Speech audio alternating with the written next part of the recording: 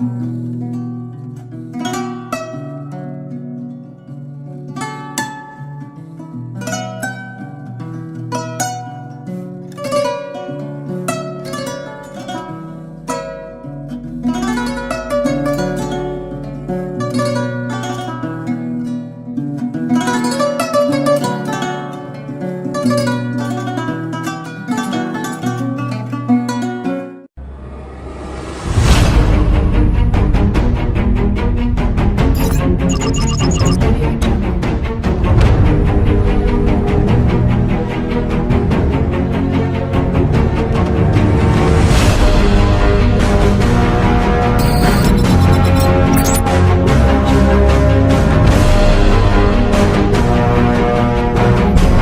communication, connectivity is everything. We ensure that the links never sleep. Quantities and qualities, all in our data service, providing efficient, reliable voice and data service. We believe if you're not up to speed, then you're going backwards. Communications have to flow as fast as the speed of light. Whatever business you're in, having someone who understands your needs is critical. That is why we just don't offer you technology, we offer you solutions. Enjoy Gamcel's internet broadband anytime, anywhere. Your national operator, Gamcel, Yaibaram. All right. Honey, did you remind him that the last time he sent the money, it was not enough to buy all the provisions? Oh, sorry, I forgot to tell him. Are you guys talking about money transfer to buy provisions? Yes. But don't you know about Baluwo? Baluwo?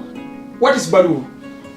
Baluwo is a service that your son can use to send provisions directly to you guys from the shop. And you don't have to worry about the exchange rate. Tell me how Baluwo works. It's very simple. Just log on to baluwo.com and shop, or download the app on your phone. You can shop on the website or using the app to buy online basic products for your family and friends. With Baluwo, you decide what your money is spent on. Your money, your choice. Welcome back, everyone. Council, if you're ready to continue, please proceed.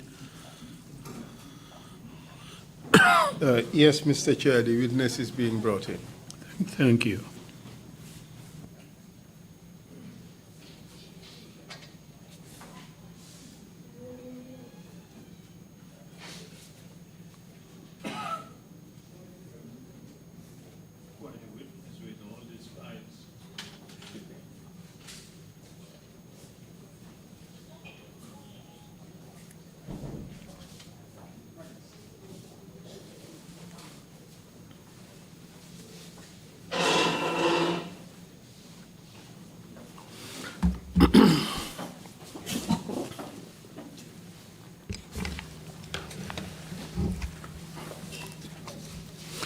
Welcome back, Mr. Mbai. Mr. Mbai, ñu ngi la dalalat. We have gone in your testimony as far as the point of your dismissal. Waxtaane nañ sa mbiri seede gi ba jamono bi nga xam ne ci lañ la dàq ci liggéey bi. And the reactions of some individuals that you chose to mention. Ak it ni nga xam ne noonu la ko ñu ci bari gisee nag comme ni nga ko feeñalee. But you are not only dismissed, and that ended the matter. Certain other things happened. Emul rek nekk ne dañ la dàq rek mbiri em foofu de am na yeneen yu xew tamit. Could you tell us about that? Rek ñu mën a wax mbir moomu naka la. Thank you very much, Lead Counsel. Jërëjëf, Lead Counsel. But I would, before finishing with Uncle Sam Jones. Yes, please. Ñu jeexal ak Uncle Sam Jones. After he wrote that article, the sacking of ministers of government, must it always be those, which I referred to earlier. Gannaaw bu mu bindee nag loolu ci wàllu dàq ak ministre yi. Uncle Sam and his family, his wife, moom ak soxnaam. were for many nights ci ay guddi yu bari. being harassed with heavy stones thrown on their roof. Dañ dee ñëw di leen xatal yu métti di leen jam ay xeer ci seen kaw néeg. By who? We didn't know who.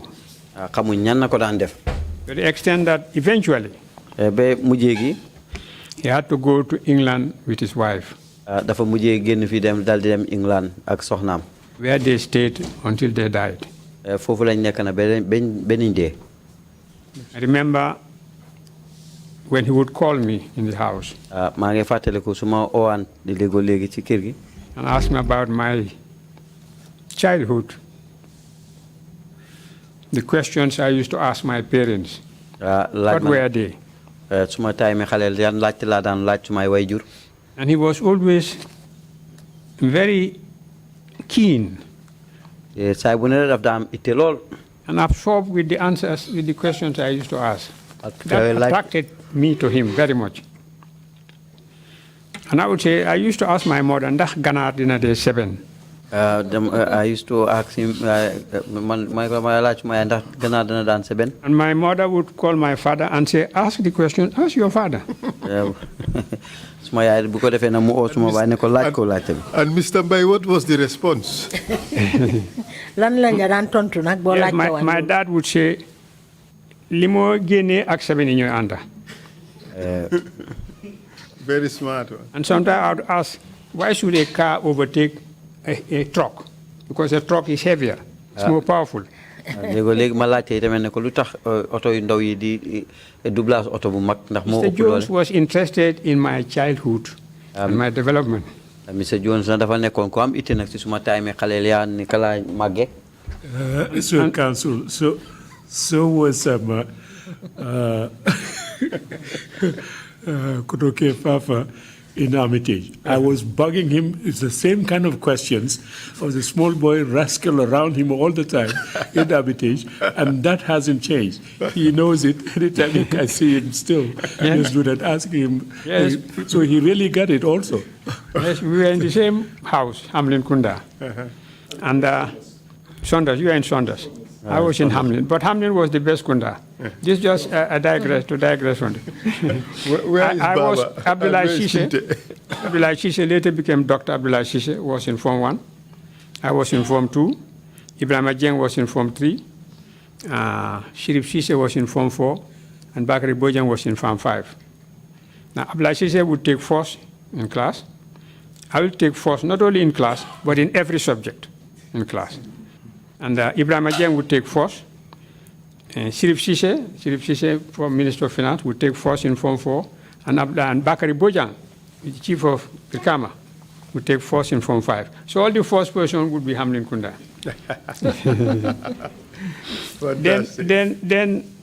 Then Uncle Sam would ask how I started reading. Uncle Sam, the Latin and Nakala Kumase in Janga. I told him, and he said, in Armitage, I said, when I was in Armitage School, when classes break for the vacation, especially during the rainy season, I would go home with some of my textbooks. TR Batin, City of the British Empire. And my mother had a small hut. And we'll put fire in the middle of the hut. Now lie down on this Toboski ram skin that have been dried. And I'll be reading my book and stoking the fire. Because I enjoyed what I memorized a whole book reading under a fire. Not candlelight. These were the things that New Zealand did not know. But Armitage did know. And Lamin is a witness. How about the his? The his, was that part of it also, the package? Part of the? You remember those things they used to give? His. Yes. Yes, my father had that. That was part of the package? Yes. He would write it during moonlight. Yeah. Between the 1st and the 14th of the month. And would put it out openly. And you have to use, when a good delivers, the force, milk. How do you call it? Milk. You get the milk before they suckle it. Yeah. And that's what you used to mix with it. And he would tell Omar Gay Shoshe, who was my first teacher at Armitage, when he visited my family, and that was part of it. And that has been moved turn on to the kids like Omar and the others. But not as effectively as I had, because I had doses of that many times.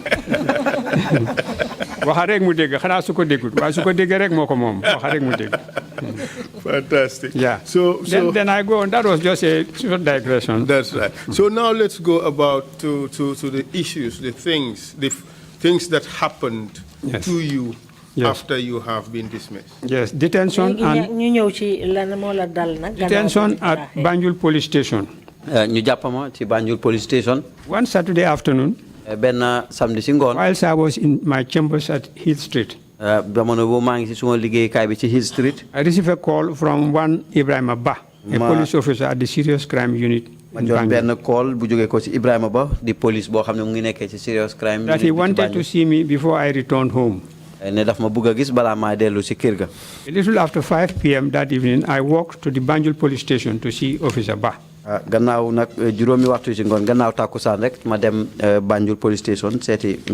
He was not in, but had left word for me to wait for him. When he eventually came back, he kept walking in and out for some time, and then abruptly told me that I was under arrest and would have to be detained until the Monday morning to appear before the Alkali Commission. I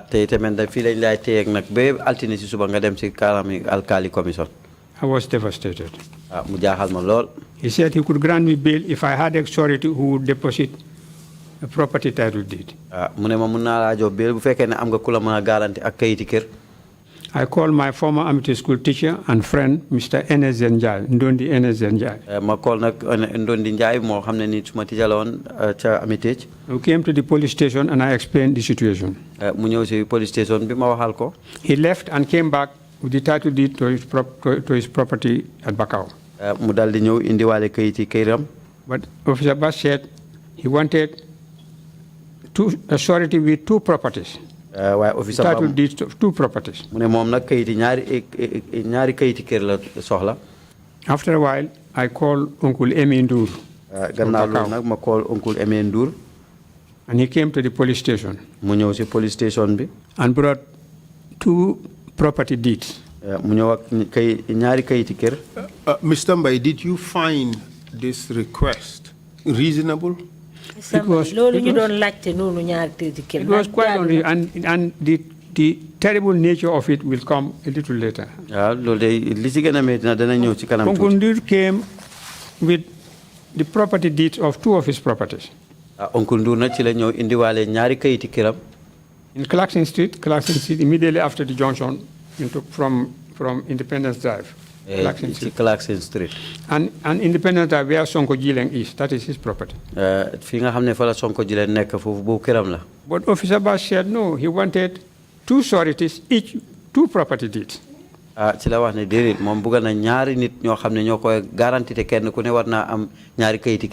Ngundu left and came back with Alaji Modupol. Each of them brought property deeds to 2 properties. Then Bass started walking in and out. Eventually he left. Never came back.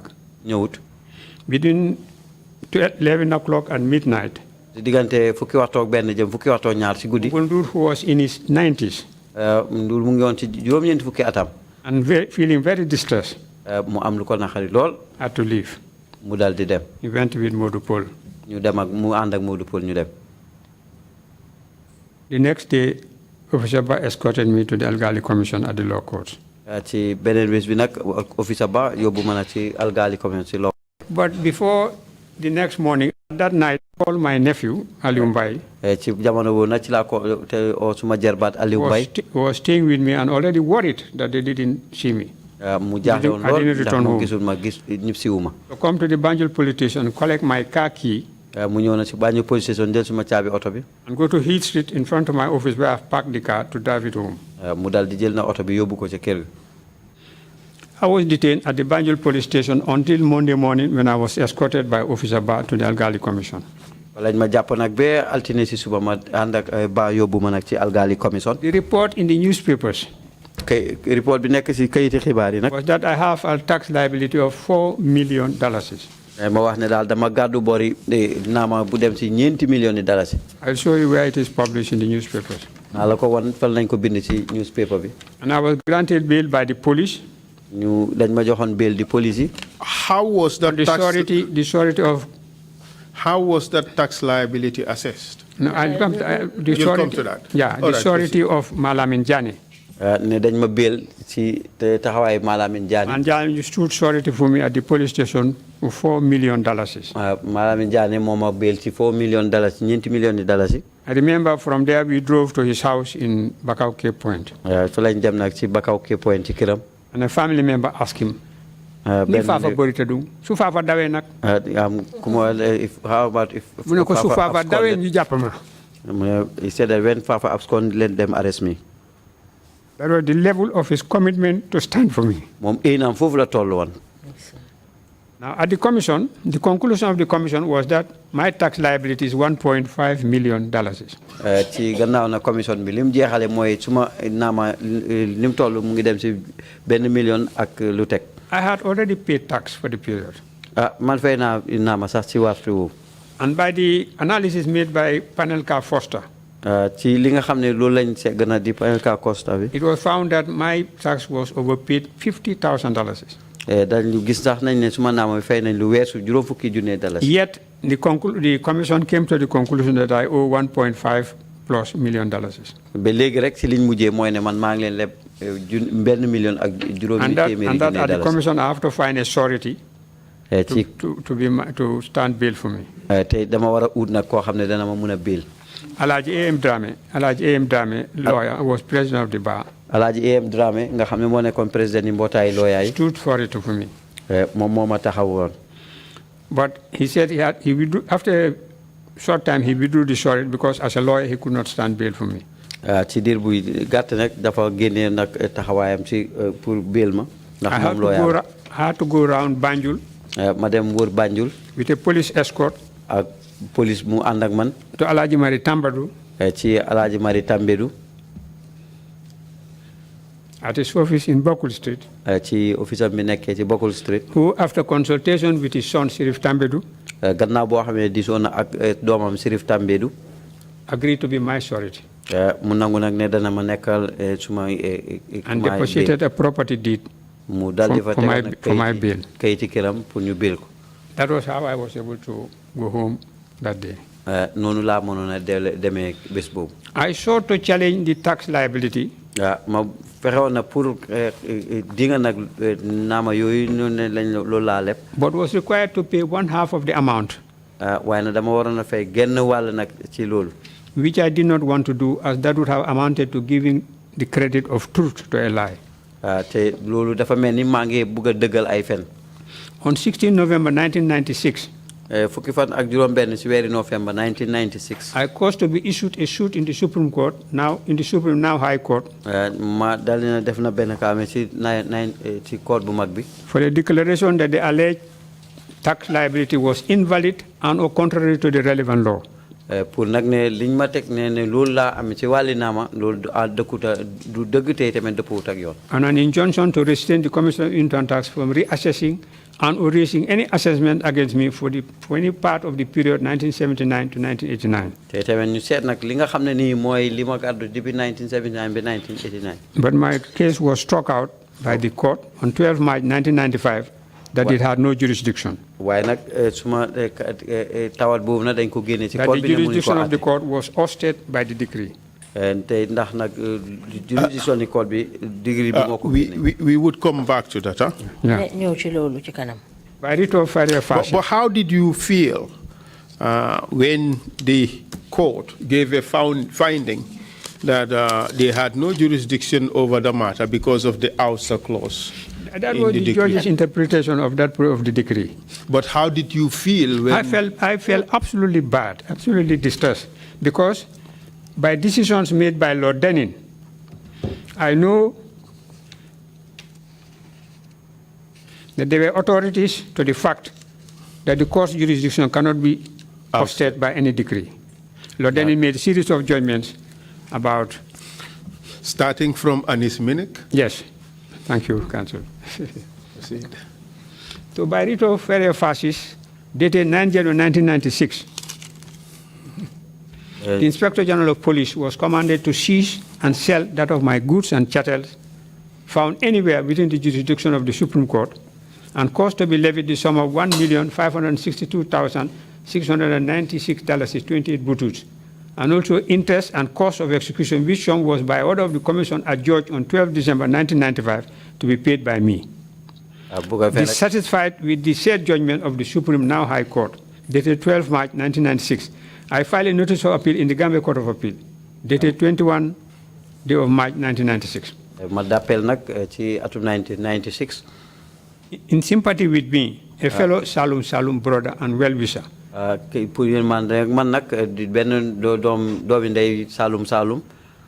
Gabi Sose, expressed to me his willingness to find the means, even if it means having to sell a property in Kotu, to pay the alleged tax liability. But I refuse. In that would amount to giving the credit of truth to a lie. Then there followed threats to my life of being found 6 feet deep in the ground. The threat was first announced on Radio Gambia. The chairman has said all those advocating human rights, especially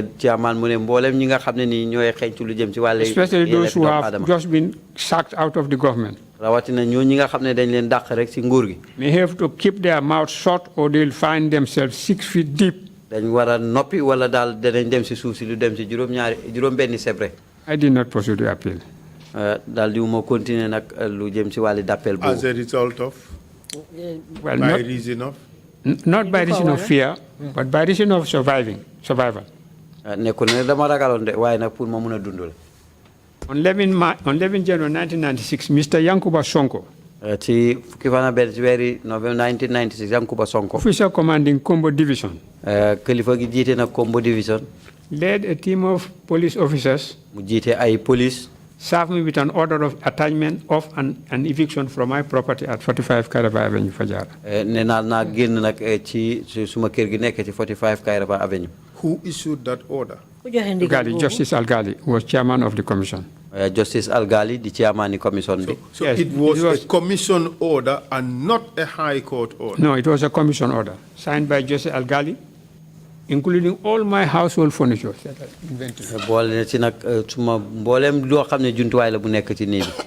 My household fittings, fixtures, and equipment, as well as my Peugeot 505 motor car, G1A8495, and even my young son's electric kettle, which was given to him by his mother.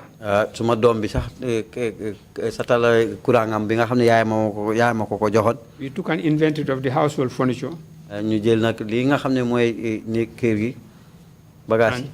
and Sonko pointed out that my G1A8590 was also attached. I have a copy of the inventory. Now just refer to it briefly. A, living room, 2 sets of furniture, one settee, 4 armchairs, 1 center table. 1 settee, 3 armchairs, 1 center table, 5 stools, 2 fiberglass chairs. Study, 1 desk, 3 chairs. Kitchen, dining room, dining table, 1 dining table, 4 dining chairs, 1 electric kettle, 1 refrigerator. D, kitchen store, 125-gallon hot water tank. E, master bedroom, 1 bed, 1 mattress, 2 wash basins, 1 toilet, 1 bidet, 1 shower and tray, 1 bathtub, 2 wall mirrors. F, bedroom 2, 1 bed, 1 mattress. Bedroom 3, 2 bedroom 2 toilet. Mr. Mbai, bedroom 2. Pardon? Would you be content to just provide us with the document? Yes. So which, as it contains all the items. It's not long. Let me just. Okay. Proceed, please. Bedroom 2 toilet, 1 wash basin, 1 flush toilet, 1 bathtub, 1 50-gallon hot water tank. Bedroom 3, 1 bed, 1 mattress. Bedroom 3, toilet, 1 wash basin, 1 flush toilet, 1 bathtub. Bedroom 4, 2 study tables, 2 chairs, 1 shoe rack. Guest room, 1 bed, 1 mattress. Guest toilet, 1 shower, 1 wash basin, 1 flush toilet, 1 bidet.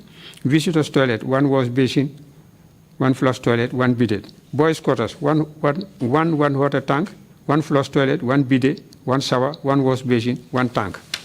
This was the inventory they took before they evicted me from my house. loolu nag mooy jumtuwaay yi nga xam ne ñoo nekkoon ci kër gi yëpp ci jamono bi nga xam ne ni dañ ko war a génne ci këram googu. Actually, when Sonko came, I was praying the 2 o'clock prayers. Sonko na ba muy agsi boobu maa ngi julli tisbaar. And my son, who was now used to the police being coming in and out and arresting me, came to my bedroom and said, Papa, police yang fi de, police yang fi de. My son rushed to my bedroom and told me that the police are here. Before I finished praying, the maid has finished lunch and was served on the table. Balaa maa pare julli nag mbindaan bi pare na añ ba tëdd. We gave the food to Sonko and his policemen, and they had their lunch. We didn't. ñoom ñu jox leen ñu añ waaye ñun defuñ ko. My children packed their things in their school bags, and I sent one to the grandmother, and the other to the grandmother in Dipakunda, and the other 2 to the grandmother in Banjul. Suma doom yi nag paak seeni bagage ci seeni school bag yi ñenn ñi kenn ki ma yóbbu ko ci maamam. Then I stood at my gate. Taxaw ci suma buntu kër gi. From the house I have built over a period of over 14 years. Ma taxaw na ci kër gi nga xam ne maa ko tabax lu dem ci fukki at ak ñeent. As I came out, if I saw my grave, I would have walked into it. bi ma génnee nag bu fekkoon jàkkaarloo naa suma bàmmeel rek ma dugg ci. But immediately I saw Bassirou Jawara driving off, heading towards Fajara Hotel. Ma gis Bassirou Jawara di dem na boori Fajara Hotel. I immediately took the next taxi and chased him up to Fajara. Ma jël nag beneen taxi bi ci topp rek topp ko ba Fajara. As he came out of his car, I was coming out of the taxi. Bi muy wàcc ci taxi oto bi rek maa ngi wàcc ci taxi bi. He said, Alaji, how are you? I said, Alaji, noo def? I said, I'm not well. I said, they've evicted me from my house. He said, do you want greenhouse? He sat on the Bahama grass. He sat on the Bahama grass with his white safari suit. And suddenly rose up and said, Dabo. Dabo was the manager of the hotel, Fajar Hotel. Give Fafa Mbai the best suit in the hotel. I stayed in Fajara for 4 years with my son. Mr. Mbai, how did you feel at that point when Mr. Jawara behaved in that manner? He must have been very shocked and disappointed at what happened to you.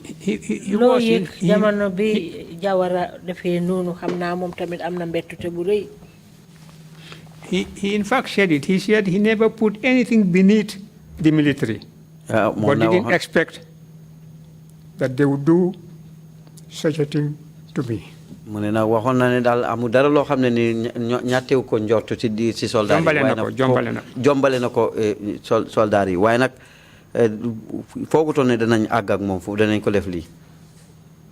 Bassirou kept me in the house and protected me and for 4 years. He would come at breakfast time, very early. I let them set a table for breakfast. He said, call Fafa Mbai and his son. And we'd have breakfast together. He would come at lunchtime for the same reason. And dinner for the same reason. Sometimes he would come to the hotel at 10 o'clock and keep me company up till 3 o'clock in the morning.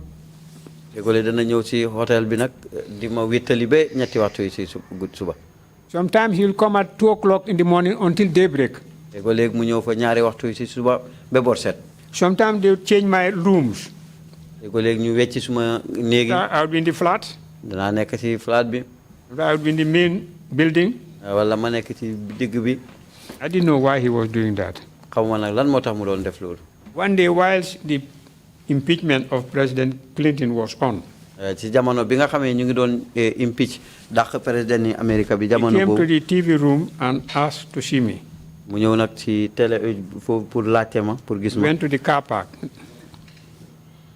We went to the car park. ñu dem ci garage bi. He pulled out a key. mu génnee benn caabi. Of an R21 motor vehicle. R21 moto. Renault 21. Take this car. mu ne ma Mr. Mbai jëlal oto bi. You cannot do your work without a car. mu ne ma mënuloo def sa liggéey bi te amoo oto. I had already returned to my Fana practice. delluwaatoon naa nag ci suma Fana And at the practice. beginning, he would come very early in the morning to drive me all the way to Heath Street. te dana ñëw jël si ma suba teel bu nekk. Even if I said, no, I'm just going to the corner shop here, he said, no, let me drive you. même su ma ko waxee ne ko ci bitig bi fii rek laay am mu ne ma diire bàyyi ma yóbbu. Eventually, he gave me a car. mujjee gi nag mu yëkkati oto The jox ma. condition of R21 was better than the G185 they took from me. jamono boobu nag R21 mooy Renault 21 moo gën biñ jëloon ci suma But he loxo. protected me and gave me comfort at a very difficult time. Basiru nag dal di woon na ma aar dal di ma jox nag dalwaay ci jamono bu métti. One day, when I was giving my daughter, my only daughter in marriage in 2018, bi may mayee nag suma doom bi atum 2018 pour mu that was when he publicly revealed. ci jamono boobu nag la feeñal ñëpp During dégg. the time that I was at the hotel, ne jamono bi ma nekkee ci hôtel bi. Yaya Jammeh sent on 3 occasions Yaya Jammeh ñetti yoon mu ngi yónnee. 8 military officers ñu dem si juróom-ñetti soldat. for him to surrender me to him. pour rek man ma mu jébbale leen. Basiru said at the ceremony at the Tahwa Mosque here in near the stadium. Basiru mu ngi ko waxee nag si Tahwa Mosque bi jumaa ji nekk ci boori stadium. That he refused. mu bañ. And was ready to stake his life. pare woon naa dee sax. For me. pour moom. I cannot thank Basiru enough. mënuma gërëm Basiru. Especially Basiru and his wife Fatima Jawara. rawatina Basiru ak soxnaam si Fatima Jawara. His entire family. ak njabootam yëpp. The entire staff of Fajara Hotel. ak ñi liggéey Fajara Hotel yëpp. For not only accommodating me but protecting me and giving me sanctuary. nekkul rek sax pour li ma dalal de waaye nag daldi woon nañ ma aar jox ma làquwaay. Basiru Jawara is a good man. Basiru Jawara nit ku baax la. When I eventually was to leave the hotel, bi nga xamee maa ngi génn na ci hotel bi. he pleaded with me to stay. mu ñaan ma nag ma pour ma toog. It was not safe óorutoon. for me to leave the hotel. pour ma génn ci hotel bi. But I didn't know what he was going through. waaye nag xam moom lan la doon daj. All this military office asking for my surrender. soldat yooyu yëpp ñu daan yónni pour ñu rek mu jébbale ma leen. Remember, he said, Jammeh told him that the only way that you will not surrender Fafa is to ask him to support me.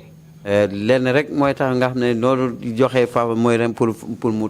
He said, how can Fafa support you when you have killed him? naka la Fafa di ànd ak yow gannaaw boo xamee ne rey nga ko. Mr. Mbai, yes. Do you realize not only were you killed, but there were lots of other Gambians who were also killed using the same weapon? Yes. nekkul na yow rek lañ rey de waaye am na waa Gambie yu bari yoo xam ne rey nañ leen te benn nañ jëfandu bi lañ jëfoo. The description of what happened to you. ni nga waxee li nga xam ne moo la dal. It's almost identical with what happened to a lot of other Gambians. And I can recall Uncle Badu Fai of Fajara, of Cape of Pipeline.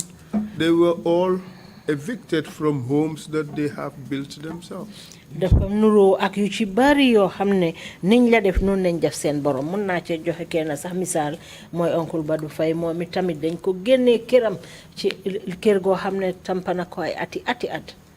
Yes. And the thing is, the irony of the matter is all these rights violations happened as a result of the military decrees that were passed during the early days of Jammeh. lii yëpp nag li ko waral mooy loi soldat yi nga xam ne tëraloon nañ ko ci jamono yi nga xam ne Jammeh toog na ees. You agree with that? Yes, I agree. waaw ànd naa ci. And a lot of those decrees were passed while you were Attorney General. te loolu loi yooyu yëpp nag mu ñu ko doxal jamono yi nga xam ne yaa nekkoon Attorney General. I'll come to the decrees and how they develop and my position on them. Perhaps we could deal with them now. And then afterwards we could deal with the rest. I have dealt with it. I've dealt with it as my last paragraph. And as your last paragraph. With your permission, I'd rather we deal with that now, and then we deal with the issue of the tax commissions and and other things, other shenanigans by the other, how do you call it, the mercenary judges and so forth. So if you agree, we would deal with the issue of the decrease now. Yeah, okay. I didn't make the decrease. Degree duul man mako def. And I didn't draft the decrees. Binduma degree yoy. My role as Attorney General was to be the advisor, legal advisor. Man suma wala nak ne moy ministre bi seytu won wali loi bi mo don rek pour di ko yedd. The procedure in the development of these decrees was as follows. Anam gi nga xamni non lañ jëlone pour lu jëm ci wali niñ sampé degree yoy non la ni lañ ko tédalé won. The ministry or minister under whose portfolio a particular issue was to be made a decree. Ministry bi wala minister bi nga xamé ni ci ronam fi lañ wara doxale degree bi would be required in cabinet to submit a cabinet paper. Danañ ko sakku nak ci cabinet bi pour mu indi nak ben cabinet paper. And the issue would be discussed. Fanna bobu ñu waxtané ko. Then it would go to the council. Mu dal da dem nak ci council bi. And the council will discuss it. Ñu waxtané ko. And then when it is agreed that a decree be provided, buñ andé nak nangu né wa bobu dañ ko mëna doxal ci loi di degree bi. The ministry which initiated the idea, because that is under its portfolio, minister bi nga xamné mo indi won xalaat bobu ndax ci ronam la nek, will work with the drafting section of the Ministry of Justice. Dana joko ak Ministry of Justice pour ñu liggéey nak li nga xam non lañu bindé mbir mom. And a decree would be drafted on that issue. Bu ko wé nak degree bi danañ ko bind na ci fann bobu. Then it will be brought to cabinet. Ñu indi ko cabinet pour ñu sétu ko. It is approved by cabinet, it goes to the council. Lina dana ko and dana ko nanguna di cabinet bi bu ko defé mu dem ci council bi. Then the council will decide. Bu ko council bi nak daldi ci baye sen xalaat. That was the procedure. Lol nak mo nekkon anami. As Attorney General, you were obviously a member of cabinet, but were you also a member of the council? I was a member of the council also. Bokon na ci council bi. So therefore, for all those decrees that were passed during your tenure, your participation in it was at several levels. Yes. One at cabinet level, two at the Ministry of Justice level, and three at the council level when it is finally decided and signed by the chairman. Yes. Family yow sa taxaway dal ci décret bobu ci ñetti fan taxaway nga ci amone. But as I said in my last paragraph, I would have wished to come to develop up to that point. But as you brought it, yes. I'd like to refer to it straight away. Yes, go ahead. I said, I am aware that it is being said that I was the person who drafted most of the draconian decrees used by the AFPRC to oppress the people. I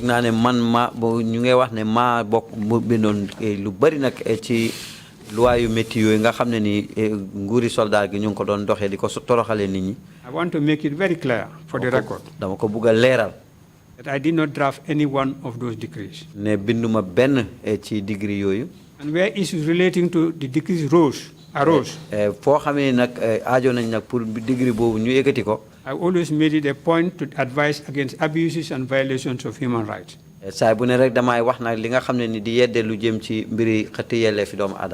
the interest of the nation, I did my best effort to guide the AFPRC, but such efforts were frustrated early on when they realized that the good deeds I was trying to achieve for the nation were against their personal interests.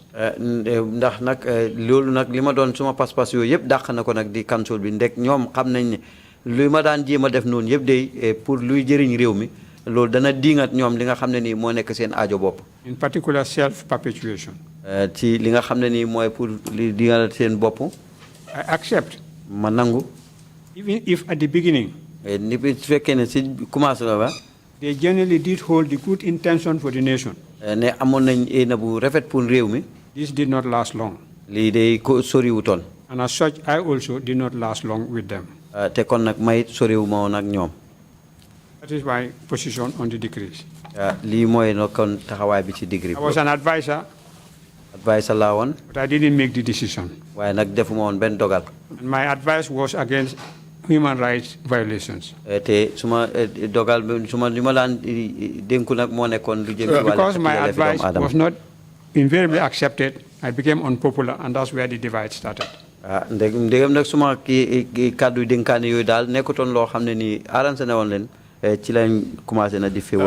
stand, human rights, good governance, and democracy, remain indivisible throughout. That said, Mr. Mbai, let's go through some of these decrees so that we can identify some of the difficulties and problems with these decrees. Well, comme non la nak ñew ben ci loi soldat yi nga xamne mom ngeen defaron est-ce que fe ñu mëna xam loi bu ci nek lan la umba. And the first one I would like to refer to is the state security detention of security personnel and police. Detention of armed and police personnel decree. I don't have them all, but I'll listen.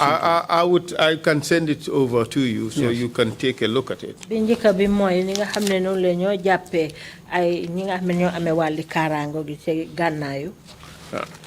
I have that here, and the point I just wish to flag with this particular decree is the restriction on the use of habeas corpus.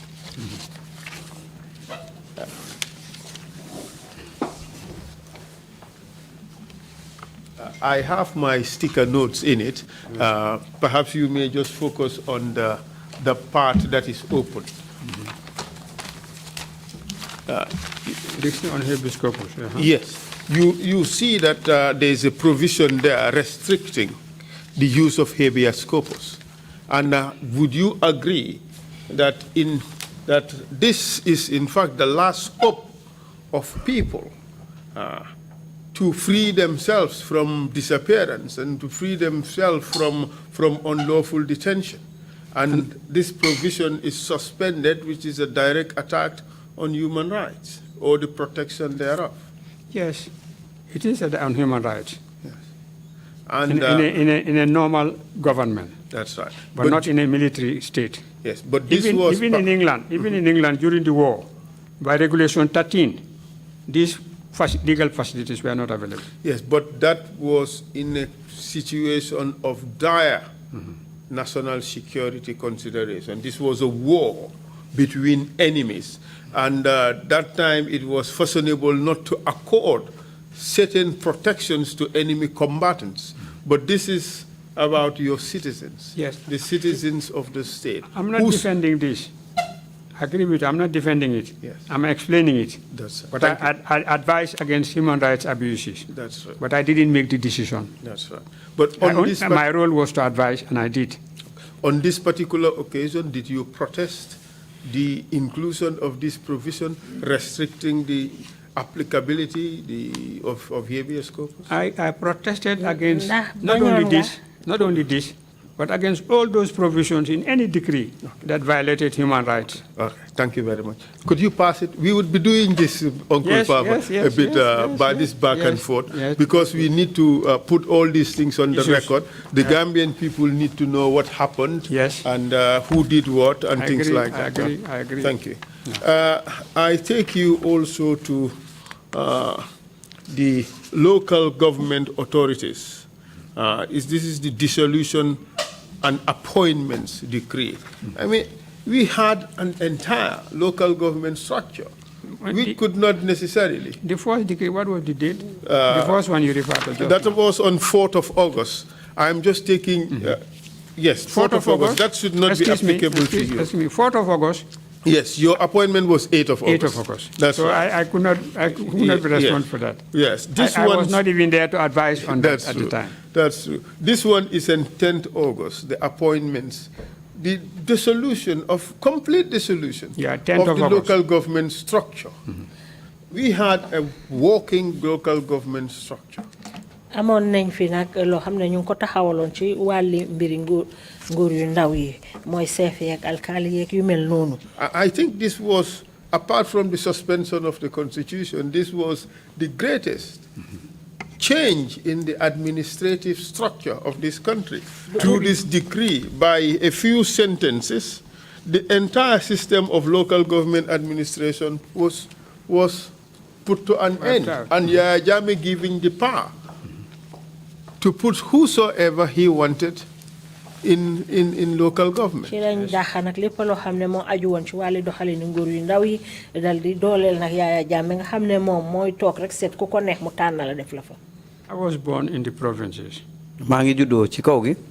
And worked for the area councils from George Basse to Georgetown to Birkama. liggéeyal area council yi Basse Georgetown Birkama. When in 1965. ci 1965. Georgetown won the Minister for Local Government seal for responsibility and efficiency. ñoom ñoo gagné woon nag li nga xam ne nii mooy médaille ci liggéey boobu. Because of the good work we did at the Georgetown Area Council. ndeg liggéey bu rafet bi nga xam ne ni def nañ ko ci Georgetown. I was the executive officer and Mr. Salifou Cham, the commissioner. Salifou Cham, the commissioner bi. Because it was independent here. ndeg mu ngi independent fii. Normally these award sheets are presented at chiefs conferences. lii nag ñu ngi ko doon joxe ci chiefs conference center. Because of the chiefs with the independence, it was presented to Georgetown by the minister Shirif Mustafa Diba. nag joxe na ko nag di minister Shirif Mustafa Diba. When I was in Birkama, we were responsible from Kalaji to Denton Bridge. bi ma nekkee Birkama ñoo saytu woon Kalaji ba Denton Bridge. Because Kanifing Municipal Council, which was then Kanifing Urban District Council, was under the management of the Birkama Area Council. booba nag Kanifing bi moom mu ngi ci Birkama. Not only having been born in the provinces and appreciating the mechanism for local government. nekku rek ne jóge ko ci juddoo ci kaw gi ak dayloo nag li nga xam ne mooy taxawaay. But having served at the age of 20, 21, 22. waaye nag liggéey in 3 successive area councils in the country. jamono bi ma toll ci at ñaar fukki fan ñaar fukki at ak benn. liggéey ci ron boobu. My interest in local government went to the extent that in my bar. Local government planning and planning in my bar examinations. nga xam ne def naa nag local government planning ci suma exam bi. So I appreciate the importance of local government in any administration. ma dal di sesale nag luy njëriñ ni local government bi ci bépp administration. This decree is dated 10th August 1994. lii nag ñu ngi ko def na ci atum 1994. The process of it up to this date must have been before I took office as Attorney General. li nag moo nekkoon xëy na balaa nga xam ne nekk naa ministre bi saytu wàllu loi bi fi ci. But the same I agree. waaye nag ba léegi nangu naa. It was bad law. ne loi bu bon la woon. But I was not there to make any influence on this. waaye nag nekku moon fa pour jéem fee dugal suma làmmeñ. Not even to advise. du sax pour yeddee si. Which I consistently did for decrees that were passed during the time that I was Attorney General. comme ni nga xam ne noonu laa doon def yenn ci jamono bi ma nekkee Attorney General. On the same day, another decree was passed. ci benn bés bi tamit génnee nañ beneen decree. Suspending political activities. di daxa lépp loo xam ne moo yëngu yoo xam ne ñu ngi ko def ci mbiri politique. By one line. ci benn xit bi. all political activities in this country. ñu ne bépp yëngu boo xam ne ñu ngi ko def ci wàlli politique ci biir réew mi fii. was suspended, was banned. dañ ko tere. If it was passed on the 10th of August, yes, I was not there to make an influence on this. bu fekkee ne fukki fan ci weeru August nekkuma woon fay.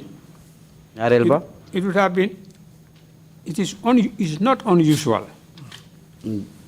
Without defending it, it is not unusual for political activities to be suspended in a military government. nekkul nag loo xam ne nii nag yombutoon a gis de ndax politique. That's the nature of military government. pour ñu dàq yëfi politique moom loolu moom seen jikko la. And my interest in serving them was to reduce these situations. pour na ma liggéey leen moo ne ko pour wàññi na poson jamono yu mel nii. They claim to have been soldiers with a difference. ñoom kay ñoom ba ñoo jël nguur gi dañu waxoon ne ay soldaar lañ yoo xam ne dañ jël nguur gi waaye dañoo utee yeneen soldaar yi daan jël réew. Supposedly in a very positive way. te xalaat nañ dañ koo def ci anam yoo xam ne yu jaadu la. But they did all the terrible things. waaye nag bépp jëf ju ñaaw. that bad military governments did. bépp jëf ju ñaaw joo xam ne nguuri soldaar bu bon dina ko def ñoom def nañ ko. In fact, I am here looking at the political activities suspension decree. Which is decree number 8. Decree number 8. of the same date, in which targeted individuals were barred from even traveling within the country. You may want to take a look at that one too. I know you said these decrees were passed on 10th August.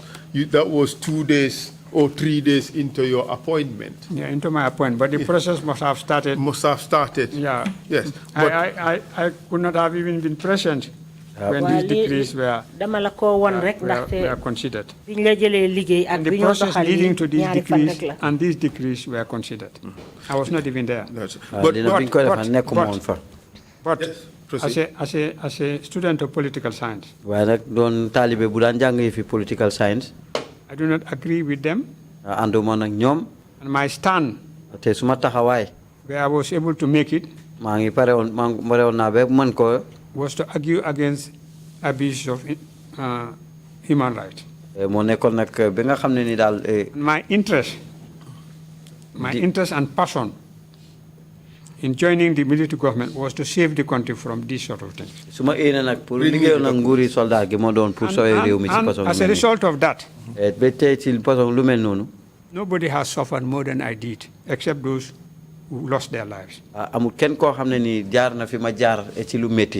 That didn't deviate me from my stand firm as an advocate of the rule of law and the observance of democracy and the observance of the rule of law, human rights and good governance. Thank you very much, Mr. Mbai. We have to go through. Councillor, the targeted individual's name. Yes. Can you just read that? This was legislation designated mainly. Decree.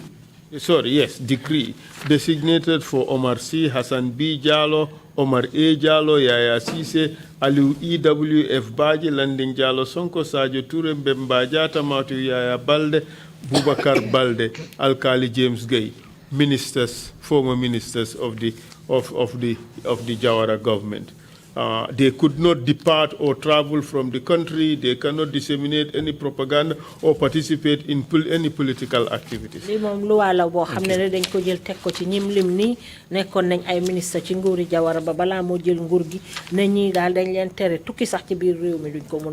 And on 28 August, the decree was passed on preservation of evidence.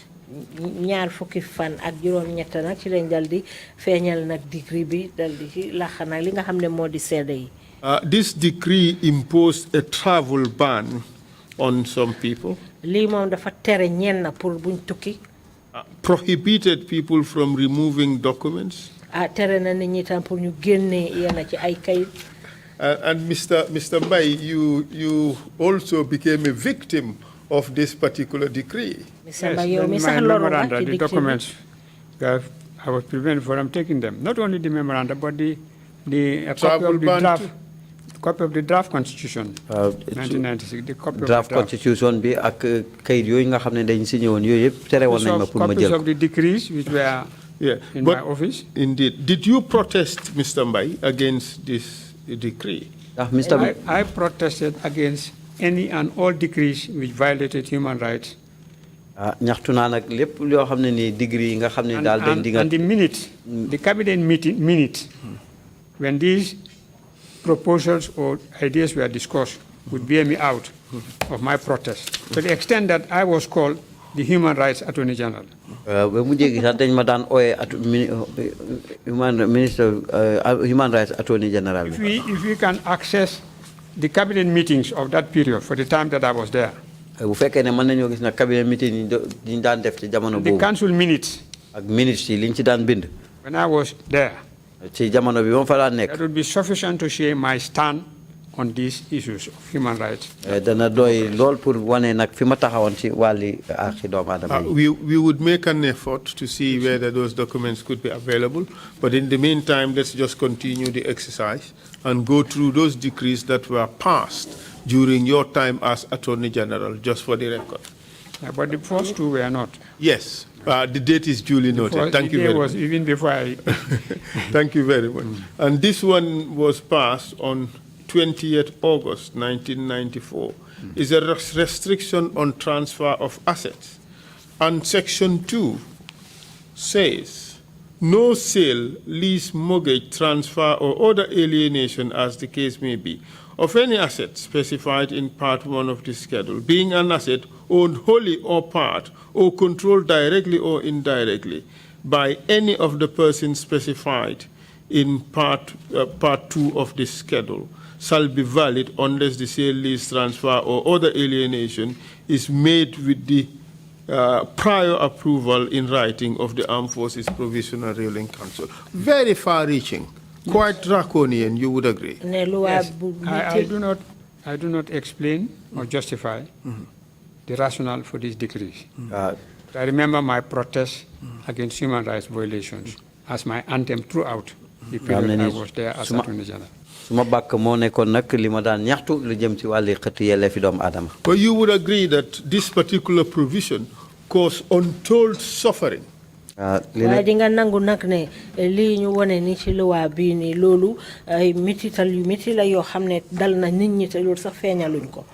not deny it.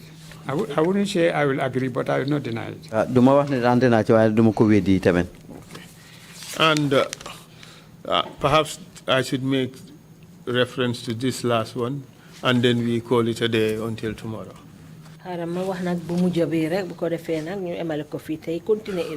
The AMRC decree.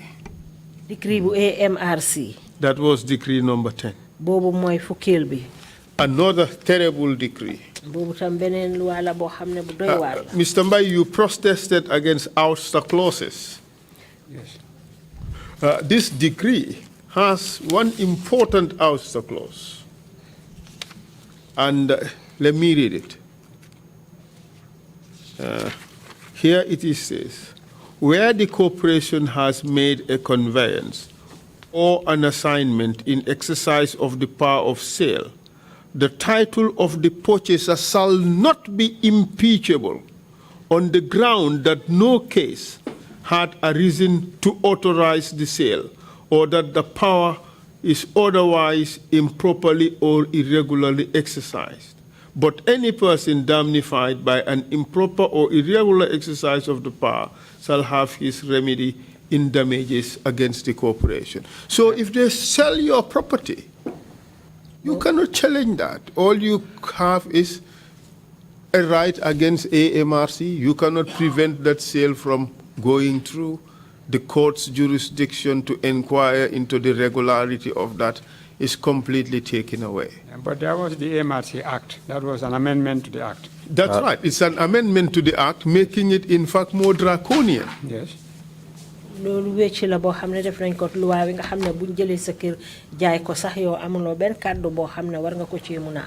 opened the door for blatant violation of rights. And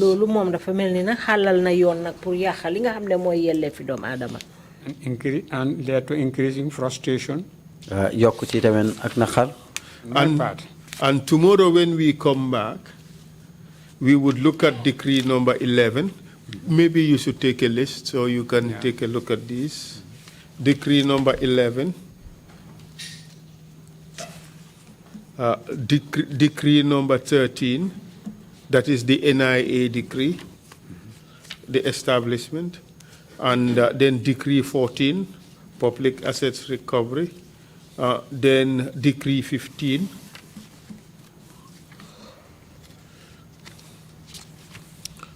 Decree 16,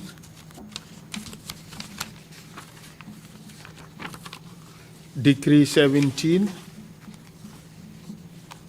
Decree 25, 25, Decree 26, and last but not least, Decree 27.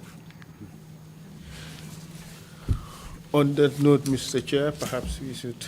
I wouldn't have copies of these decrees. I can... Let me finish. I wouldn't have copies of these decrees. But these and the previous ones, by these decrees and the ones we've just mentioned, my stand on human rights remain the same. And my argument against these decrees or the violations of human rights are well documented if you can find the minutes to the cabinet meetings and the council meetings. We would make an effort to get them. And I also suffered. I also suffered as a result of some of these decrees. Yes. So they could not have been decrees that I supported because I knew the consequences, which I eventually suffered. But my stand was the same. I was an advisor. As Attorney General, I was a legal advisor, and I argued against violations of human rights, but I did not make the decision. The decision was by the Armed Forces Military Council.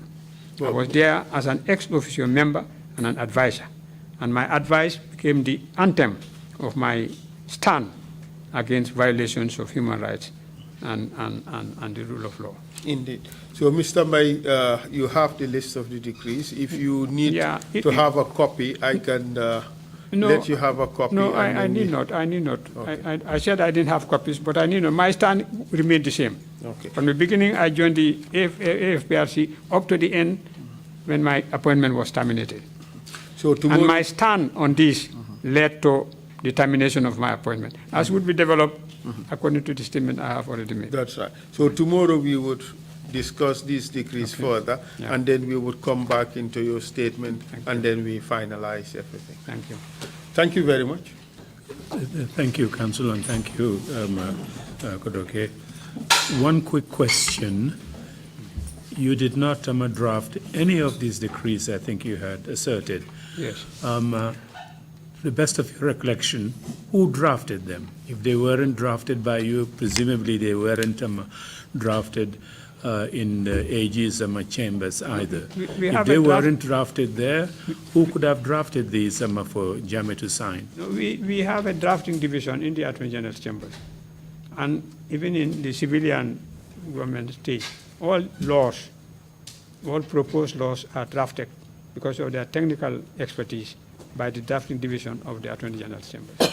am nañ kuréel goo xam ne nii ñoom ñooy saytu nag lu jëm ci wàllu bind nag luwaa yi ba ci nguur ak civil sax am nañ ko. If they say they were drafted at the Attorney General's chambers, that is simple enough to accept. But if I say, as the story goes, that I drafted these draconian decrees, that would not be true. But the ultimate responsibility you would take?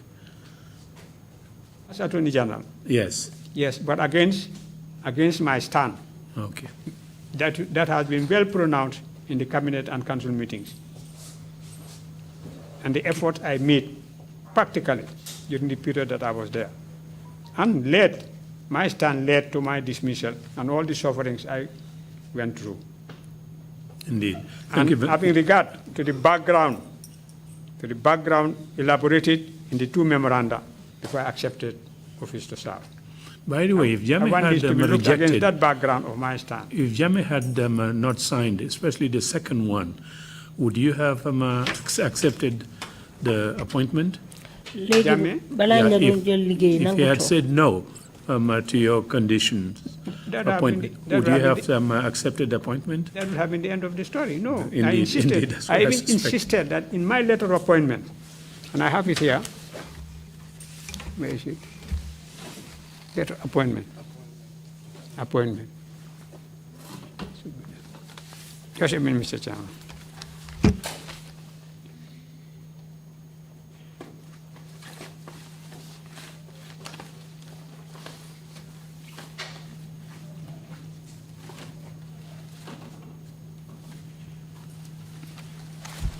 You see that in 1982,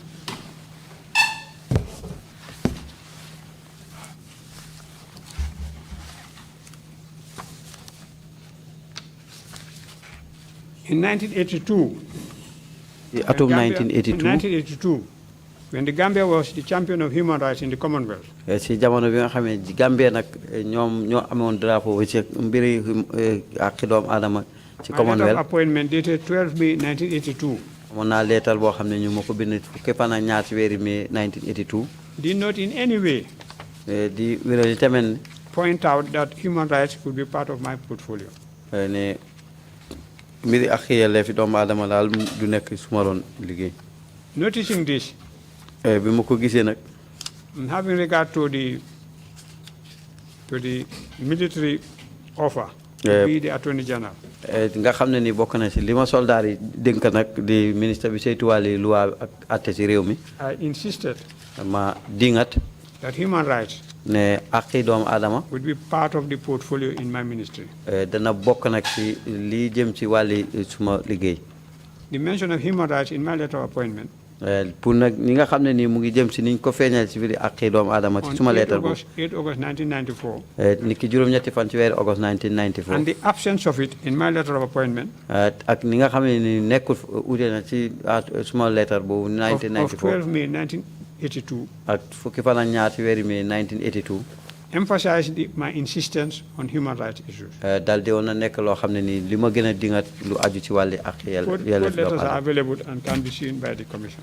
lettre yëpp ñu ngi nii te commission bi mën na koo gis. So if the conditions in my memorandum of understanding were refused, kon bu fekkee ne nag li nga xam ne ni loolu laa bind si nangatoo yi ma doon def pour jël liggéey boobu dañ ko bañoon that would have been the end of the story. konoon ni may tamit foofu la mbir ma doon em. Good. Thank you very much indeed for that clarification. We will resume our proceedings tomorrow morning, sharp 10 o'clock. Meeting is adjourned.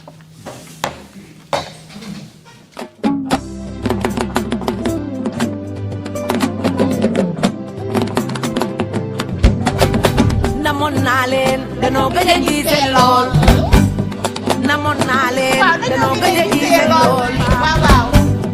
mbam du ca dee doomi mbam du ca dee ndawa kamu mi say mu gisul tooy. Asalaamaaleykum defuñ nag lu dul rek demal lañ ba Austria jëndal lañ jes na fam gën a piree jes na bi gën a ndaanaale ci jes na yi ñu naan ko Magnum XL ak Magnum Air in fact Magnum Air sax dafa génn ngut waaye da ngeen ko dégg ci kanam tuuti rek moom laa leen indil waa Gambie xam ngeen ne yebuma leen xeebuma leen te duma leen fontoo man yéen laay bégee xangañ loolu lañ nama nag ma indil lañ mu ngi nii loolu lañ nama ci jes na rek xolo boo lañ nama ak design boo lañ nama rek egsi na manaan lañ nag egsi lañ mu ngi nii skincare plus laati de xam ngeen ne rek suñ plus yi comes in so many different ways. Our musical matuti, hankeng.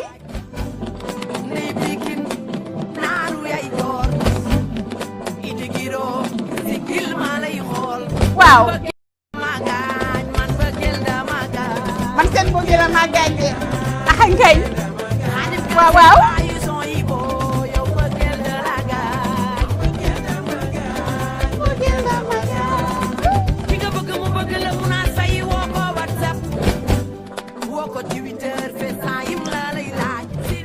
Skincare Plus of the Gambia niñ leen ko tàmmoo di defalee rek mun ngeen ñoo jot ci number yi bu dee Gambia fii la call lañu si 3699137 bu dee yaa nga United States nag call ñu si 347-731-0071 te naan lañ nag suñ contract bi DHL mu nga fam ne woon ba léegi foo nekk ci àddina rek boo ñu ne ring ñu jaay la paagal la ba pare yónnee la ko ci ak ni mu gën a yombee xam nga rek fañ ne woon fala ba léegi number si naka la 347-731-0071 mooy United States suñ number bi fii locally fii ci Gambia fii mooy 3699137 te naan la nga number yëpp a ngi WhatsApp boo ñuy call dañu am noonu rek la nag waaw